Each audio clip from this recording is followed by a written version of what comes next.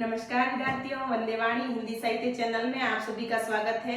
हमारा टॉपिक चल रहा था संधि, जिसमें हमने संधि का अर्थ जाना, संधि की परिभाषा के बारे में जाना और संधि विच्छेद किसे कहते हैं उनके बारे में जाना। तो विद्यार्थियों, हमने बताया कि संधि का अर्थ होता है मेल या योग, यानी कि दो वर्णों का आपस में मेल संधि कहलाता है। विद्यार्थियों, जिस प्रकार दो व्यक्ति आपस में मिलते रहते हैं, उनके विचार मिलने लग जाते हैं, उसी प्रकार दो वर्ण या दो अक्षर जब आपस में मिलते हैं तो उनमें विकार उत्पन्न होता है, उनमें रूपांतरण होता है और नया शब्द बनता है, उसे हम संधि कहते हैं। अब विद्यार्थियों, हमने आगे पढ़ा कि संधि विच्छेद किसे कहते हैं। तो इन संधीय पदों को विकार से जब मुक्त कराते हैं तो संधि विच्छेद कहलाता है, यानी कि इन संधीय पदों को विकार से मुक्त कराकर उन्हें मूल रूप में वापस ले आना संधि विच्छेद कहलाता है। अब विद्यार्थियों, हम पढ़ेंगे कि संधि कितने प्रकार की होती है। तो संधि हमारे तीन प्रकार की होती है: स्वर संधि, व्यंजन संधि और विसर्ग संधि। विद्यार्थियों, स्वर संधि किसे कहते हैं इसके बारे में हम आज जानेंगे। आज हम स्वर संधि के बारे में पढ़ेंगे कि स्वर संधि किसे कहते हैं। अब विद्यार्थियों, स्वर संधि दो स्वरों के मेल को स्वर संधि कहते हैं, यानी कि दो स्वर जब आपस में मिलते हैं तो उनमें विकार उत्पन्न होता है और नया शब्द बनता है, उसे हम स्वर संधि कहते हैं। और स्वर संधि जो है वो 5 प्रकार की होती है। पहली आपकी है दीर्घ स्वर संधि, दूसरी है गुण स्वर संधि, तीसरी है वृद्धि स्वर संधि, चौथी है यण स्वर संधि, पांचवी है अयादि स्वर संधि और दीर्घ स्वर संधि के बारे में हम आज पढ़ेंगे। अब दीर्घ स्वर संधि के बारे में पढ़ने से पहले एक सूत्र है हमारे संस्कृत में, अक सवर्णे दीर्घ। तो अक सवर्णे दीर्घ क्या होता है विद्यार्थियों, इसके बारे में जान लेते हैं। अक सवर्णे दीर्घ ये संस्कृत में आपने कभी पढ़ा हो तो, नहीं तो आपको इतना डीप में जाने की जरूरत नहीं है। अक सवर्णे दीर्घ में सूत्र इसलिए लिखा रही हूँ ताकि आपके सरल हो जाए कि संधि इसमें अक सवर्णे दीर्घ आया क्यों है। तो अक का मतलब ये जो हमारे संस्कृत में माहेश्वर सूत्र होता है उसमें अक प्रत्याहार होता है और उसमें ये 5 वर्ण आते हैं, अ, ई, उ, री और री।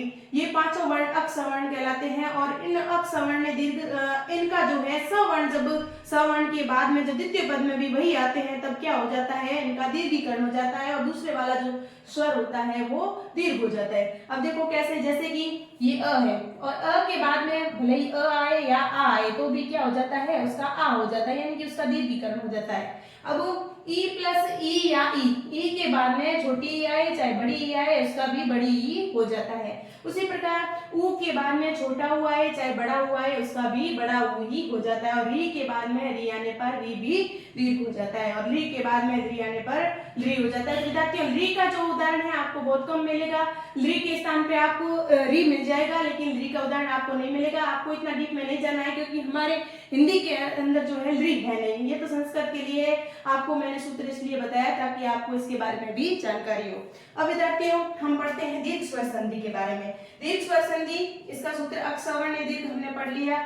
जब दो एक जैसे स्वर का मतलब होता है सवर्ण, मतलब समान वर्ण, सजातीय मतलब एक ही जाति के, समान यानी कि एक जैसे, और समरूप मतलब उनका रूप भी एक जैसा ही होता है और वो एक ही उच्चारण स्थल से उच्चारित होते हैं और अभ्यंतर होते हैं और एक ही उच्चारण स्थल उनका जो होता है सेम होता है। जैसे मैंने आपको एक सूत्र बताया था, अकु विसर्ग नाम कंठ इच्छु यसाना ताल रिटु रसाना मूर्धा लृत लसाना दंता यदि तो कंठ ताल उदो तो कंठ ओष्ठ्य उपवर्ग ध्वनि ओष्ठ्य वकार से ध्वनि ओष्ठ्य। तो इसका मतलब हमने पढ़ा कि अ और आ जो है समान है और वो कंठ से ही उच्चारित होते हैं। उसी प्रकार ई और ई, ये भी छोटी हो चाहे बड़ी हो, ये भी तालु से होती है और उ उपवर्ग ध्वनि ओष्ठ, ये ओष्ठ से है और री रिटु रसाना मूर्धा, ये कहां से उच्चारित होती है, मूर्धा से, और लृत रसाना दंत और री, ये कहां से होती है, ये आपके दंत से होती है। अब आप कहोगे कि री के स्थान पे हमें री क्यों लिया, तो क्या है कि इसको संस्कृत में और हिंदी में तो आपको इसके उदाहरण नहीं मिलेंगे लेकिन संस्कृत में जो है इसके उदाहरण मिलेंगे। तो री के स्थान पर हमने री ले लिया, तो री के स्थान पर री और री के स्थान पर री ले सकते हैं। इसका जो क्या कहते हैं, आप अपवाद मान सकते हो। अब विद्यार्थियों, इसकी परिभाषा पढ़ लेते हैं कि जब दो एक जैसे स्वर सवर्ण, सजातीय, समान या समरूप स्वर पास पास आते हैं तब उन दोनों के मेल से उत्पन्न विकार, जब दोनों पास पास आएंगे तो उनमें विकार उत्पन्न होगा, उनमें रूपांतरण होगा, उनमें परिवर्तन आएगा, तो एक नया शब्द बनेगा, वो क्या हो जाएगा, वो दीर्घ स्वर संधि कहलाएगा। अब यानी कि वे आपस में मिलते हैं तो दोनों के बदले सवर्ण दीर्घ हो जाता है। सवर्ण मतलब जो बाद वाला जो सवर्ण है वो क्या हो जाता है, दीर्घ हो जाता है, उसका दीर्घीकरण हो जाता है, तो उसे दीर्घ स्वर संधि कहते हैं। अब जैसे उदाहरण के लिए हम समझ लेते हैं कि जैसे अ प्लस अ आएगा तो भी आ हो जाएगा, आ प्लस अ है तो भी आ हो जाएगा और अ प्लस आ है तो भी आ हो जाएगा और आ प्लस आ है तो भी आ हो जाएगा। यानी कि जो दीर्घ जो स्वर वर्ण है वो दीर्घ हो जाएगा, चाहे अ के बाद में आ है या आ के बाद में अ है या अ के बाद में आ है या आ के बाद में आ है, तो इनका क्या हो जाता है, दीर्घीकरण हो जाता है। ई के बाद में भी वही स्थिति है, ई प्लस बड़ी दो भी बड़ी, ई प्लस ई छोटी दो भी बड़ी, और बड़ी ई प्लस छोटी ई है तो भी बड़ी, और बड़ी ई प्लस बड़ी ई तो भी बड़ी है। अब उ प्लस उ बराबर भी बड़ा उ प्लस उ बराबर बड़ा और बड़ा उ प्लस छोटा उ तो भी बड़ा और बड़ा उ प्लस बड़ा उ तो भी बड़ा उ।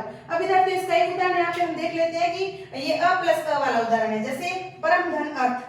परम धन अर्थ में हमने क्या किया, इसको परम में से हमने क्या किया कि अ को ले लिया, अ को हमने परम में से निकाल लिया और अर्थ में से हमने इस अ को निकाल लिया। अब अ प्लस अ दोनों मिलके क्या बन गए, आ बन गए। अब हमने क्या किया कि यहाँ परम में से अ निकाला तो ये परम क्या हो गया, ये परम व्यंजन हो गया, क्योंकि इसमें स्वर है नहीं और ये लंगड़ा हो गया। अब ये अकेला नहीं चल सकता, इधर से हमने अ ले लिया और ये थ अर्थ, ये क्या हो गया, ये र भी क्या रह गया, अकेला रह गया, इसके ऊपर आ गया, क्योंकि इसकी भी टांग टूट गई, ये थ के ऊपर चढ़ गया। अब देखो, अब इन दोनों को हमने क्या किया, जब अ प्लस अ को हमने मिला दिया तो यहाँ पे आ हो गया। अब क्या होगा कि ये जो आ स्वर है ये इसमें मिल जाएगा, किसमें, म में। अब म में जैसे ही मिला तो ये परम का क्या हो गया, परमा हो गया, और ये परमार्थ और ये र है जो इधर के ऊपर ही रहेगा, और इनको मिला के हमने क्या बना दिया, परमार्थ। इसी प्रकार आ प्लस अ वाले जो उदाहरण है वो भी हम पढ़ेंगे, और अ प्लस आ के उदाहरण है वो भी हम पढ़ेंगे, और इधर ई वाले और ऊ वाले ये सारे उदाहरण हम कल की क्लास में पढ़ेंगे और हम विस्तार से पढ़ेंगे। आज के लिए इतना ही, धन्यवाद विद्यार्थियों।